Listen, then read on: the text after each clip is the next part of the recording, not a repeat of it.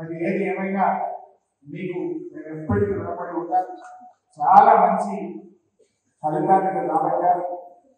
సరే, ఇందాక మా రోజమ్మ గారు మాట్లాడుతూ ప్రభుత్వం రాకపోయాయని బాధలేదు. నా దృష్టిలో మనం కూడా సరే ఉంటుంది, ఎవరికైనా ఉంటుంది. ఇది ఒక స్పీడ్ బ్రేకర్ లాంటిది.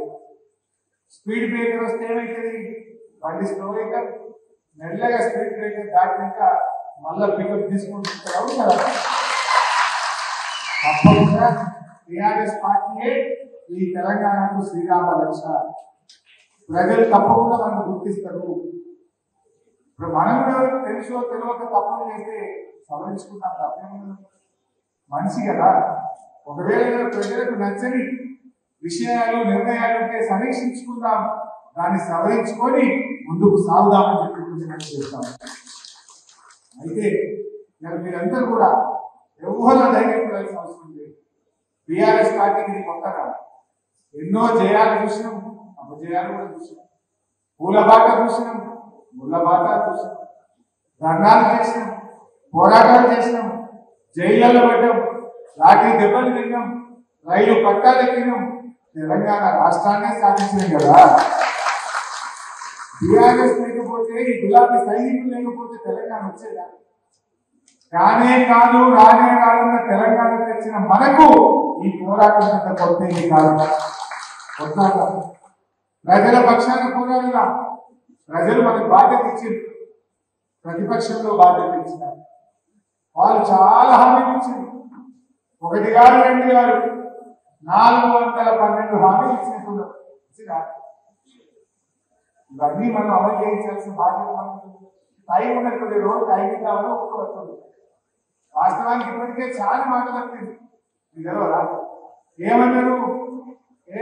కరెంట్ బిల్లు కట్టలే వద్దు, మేము వస్తూనే ఉన్నాం, ఫ్రీ కరెంట్ అన్నారు.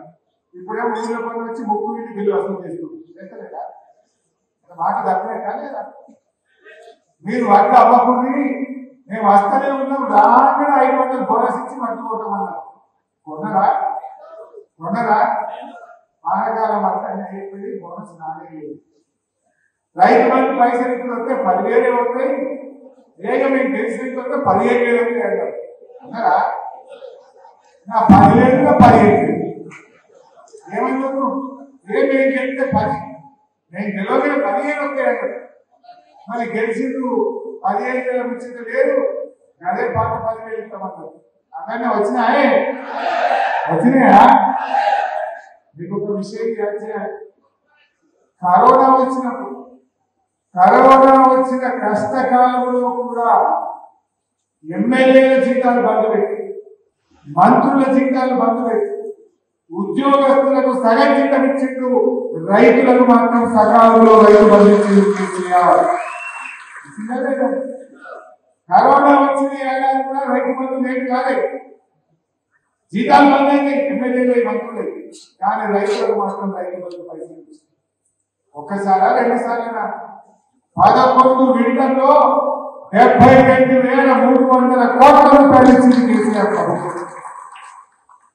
72,300 కోట్ల రూపాయలు ఒక్కసారికైనా ముక్కలకు వచ్చింది. చూస్తలేము ఏం దాకా వచ్చింది, ఇప్పుడు ఎంత దాకా వచ్చింది, ఎకరం కంటే వచ్చిందా?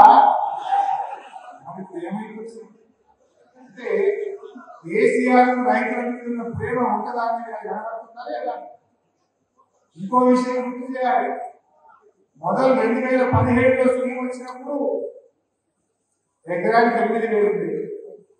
2018లో గెలిచినాం. గెలవగానే యాసంగి పంటకు 10,000 రాలేదా? మనం గెలవగానే 10,000 అన్నాం, తెల్లారికే 10,000 ఇచ్చినాం. వీళ్ళు గెలవగానే 10,000 అన్నారు, మాటలు పోనీ 10,000 ఇస్తామన్నారు. అవన్నీ టైం ఏది ఇచ్చిందా? ఏమంటున్నారు కూడా రైతులు యాడ్ చేస్తున్నారేనా? ఇంకో విషయం గురించి ఆసరా పెన్షన్ బీడీ కార్మికులైనా, బోధకాలు వాళ్ళైనా, ఒంటరి మహిళలైనా, ఎయిడ్స్ పేషెంట్లైనా, ఇలా వితంతువులైనా, వికలాంగులైనా, వృద్ధులైనా 2000 పెన్షన్ ఇస్తే 2000 ఇచ్చినా లేదా? మీకు ఒక విషయం యాడ్ చేస్తున్నా. మనం మొదటిసారి గెలిచినప్పుడు 200 పెన్షన్ను 500 పెంచి 1000 రూపాయలు ఇస్తామన్నా ఇచ్చినామా లేదా? రెండవసారి గెలిస్తే 2000 చేస్తామన్నాం. గెలిచిన తెల్లారి గెలిచిన తర్వాత వచ్చిన నెలలో 1000 పెన్షన్ 2000 పడదా లేదా? వీళ్ళేమన్నారు? ఎలక్షన్లు జరిగేటప్పుడు అవార్డు పెన్షన్ ఎంత అన్నారు? 2000 అన్నారు. అనగానే ఏమన్నారు ఈ రేవంత్ రెడ్డి గారు? ఇక మేము వస్తున్నాం కాంగ్రెస్ పార్టీ రాగానే 2004 ఎక్కడ అయిందా కాలం? అయినా మనం 1000 పెంచుతాం, గెలిచిన తెల్లారి 2000 చేసి ఇచ్చిన ప్రజలకు. కానీ మీకు గెలిచిన తెల్లారి 2-4 అన్నారు, ఇచ్చిందా? 2-4 అంటే మాట తప్పింది. 10,000 రైతు బంధువులు 15,000 అన్నారు, మాట తప్పిండు. కరెంటు బిల్లులు కట్టద్దన్నారు, మాట తప్పిండు. బోనస్ ఇస్తామన్నారు, మాట తప్పిండు. ఇది మనం కొత్తగా అంటలేం. అవి మా అన్నయ్య చేస్తుంది వైఎస్ఆర్సీపీ సార్.